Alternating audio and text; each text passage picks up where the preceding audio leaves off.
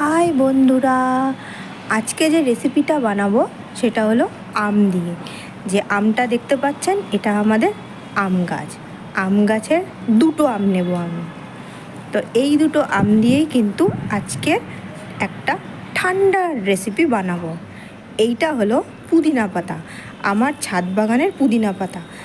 খুব রোদ, temperature high, সেই জন্য এটাকে ঢেকে রেখে দিয়েছি।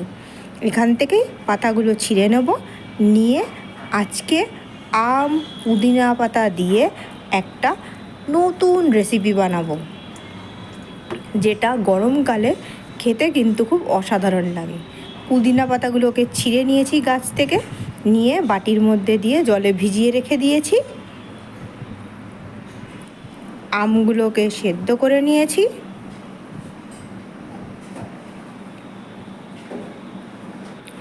খোসা ছাড়িয়ে শাঁসগুলোকে বের করে নিয়েছি। এরপর এগুলোকে ছাঁকনি দিয়ে ভালো করে ছেঁচে নেব। এটা হলো পুদিনা পাতাটাকে বেটে নিয়েছি, পুদিনা পাতাটাকেও কিন্তু ছাঁকনি দিয়ে ছেঁচে নেব। এই ছাঁকনি দিয়ে প্রত্যেকটাকে ভালো করে ম্যাশ করে নেব, যাতে গুঁড়ো অংশ ভালোভাবে গুঁড়ো হয়ে যায়। এগুলো হলো ছাল। এর মধ্যে জল ঢেলে দিচ্ছি, এখান থেকে যেটুকু পাওয়া যাবে ভালো করে যাতে নেওয়া যায়।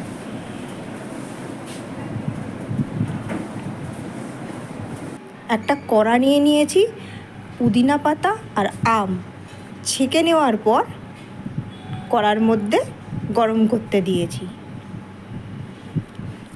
এরপর এর মধ্যে আমি স্বাদ অনুযায়ী নুন দিয়ে দেবো, মানে সাদা নুন, রান্না করি যেই নুনে সেই নুন দিয়ে দিলাম স্বাদ অনুযায়ী। বিট নুন দিয়ে দিয়েছি, স্বাদ অনুযায়ী দিতে হবে। এটা হলো চাট মশলা, মানে এর মধ্যে আছে কাঁচা শুকনো লঙ্কার গুঁড়ো, ধনের গুঁড়ো, জিরের গুঁড়ো। এবার এটা ফুটতে শুরু করেছে, এবার আমি চিনি দিয়ে দিলাম। চিনি আমি স্বাদ অনুযায়ী দিয়েছি, মোটামুটি 4 থেকে 5 চামচ দিয়েছি। দিয়ে ভালো করে নাড়িয়ে চাড়িয়ে নেব। এটা কিন্তু খুবই সিম্পল, আর এটা খেলে কিন্তু আপনার পেটও ঠান্ডা হয়, শরীরটাও ঠান্ডা থাকে। তো সেই জন্য এটাকে কিন্তু আমি সংরক্ষণ করে রেখে দেবো ফ্রিজের মধ্যে। এটাকে বানিয়ে মাঝে মাঝেই কিন্তু পেট ঠান্ডার জন্য খাওয়া যেতে পারে। যেভাবে গরম পড়েছে সেই জন্য কিন্তু আজকের এই রেসিপিটা। তো ভালো করে আমি হাতা দিয়ে এটাকে শেক করে নিচ্ছি।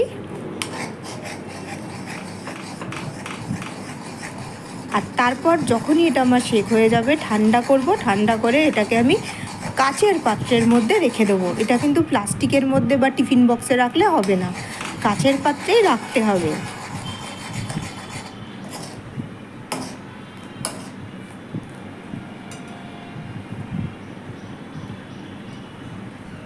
নিয়ে নিয়েছি একটা কাচের পাত্র, আর ভিতরটা কিন্তু একদম ড্রাই হতে হবে, শুকনো না হলে কিন্তু জিনিসটা নষ্ট হয়ে যাবে।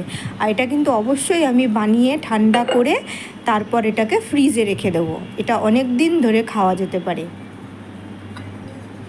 এখান থেকে অল্প অল্প নিয়ে, আর কন্টেনারটা অবশ্যই কিন্তু ঢাকনাটা ভালো করে টাইট থাকবে। তো প্রথমেই নিয়ে নিয়েছি একটা গ্লাস, তার মধ্যে 4 টুকরো বরফ। এবার যেটা বানানো হয়েছে সেটা দিয়ে দিচ্ছি। এবার এর মধ্যে আপনারা স্বাদ মতো নুন, যেহেতু জল দেব সেই জন্য নুন অবশ্যই দিতে হবে, আর চিনিও দিতে পারেন যারা একটু মিষ্টি খেতে পছন্দ করেন। কিন্তু নুন কিন্তু অবশ্যই দিতে হবে, কারণ নুন চিনি মেশানোর সত্ত্বেও আমার কিন্তু এর মধ্যে জল দিয়েছি, সেই জন্য এর মধ্যে কিন্তু নুন দিতেই হবে। তো নুন দেওয়ার পর এটাকে ভালো করে শেক করে নিতে হবে। আর আমি এর মধ্যে একটুখানি পাতিলেবুর রস মিশিয়েছি, তাতে টেস্টটা আরও সুন্দর হবে। আর দেওয়ার পর ভালো করে এটাকে শেক করে নেব। এটা কিন্তু বাইরেও আমরা নিয়ে যেতে পারি, বোতলের মধ্যে ক্যারি করে নিতে পারি। আর যেহেতু বরফ থাকে, যার ফলে কিন্তু আমাদের রাস্তায় খেলে কিন্তু ঠান্ডা ঠান্ডা ভাবটাও থাকবে, আর খেতে কিন্তু খুব অসাধারণ হয়। তো আপনারা কিন্তু এরকমভাবে বাড়িতে বানিয়ে ফেলতে পারেন এই ঠান্ডা পানীয়টা। তো এবার আমি কন্টেনারের মধ্যে এটা ভরে ফেলেছি।